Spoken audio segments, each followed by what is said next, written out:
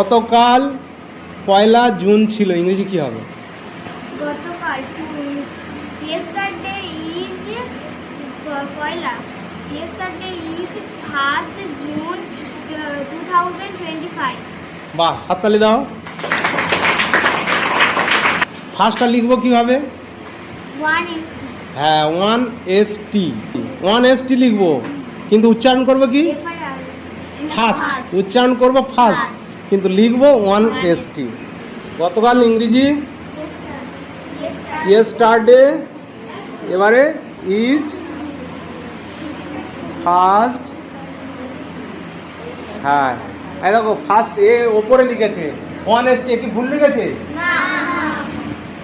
এই ভুল লিখেছে? তাহলে পাশে লিখলেও হবে, আবার এই চুক্তি করে দিলেও হবে। 1 জুন 2000 ইংরেজি কি? 1000। তাহলে আজকের কত তারিখ এইটা যে বলবে তাকে আমরা আজকের প্রেজেন্ট দেবো, যে বলতে পারবে না তার অ্যাবসেন্ট হয়ে যাবে। ঠিক আছে, আজ 2 তারিখ ইংরেজিতে বলতে হবে। টুডে ইজ, দাঁড়া তুই বলিস নি। Today is 2nd June 2025।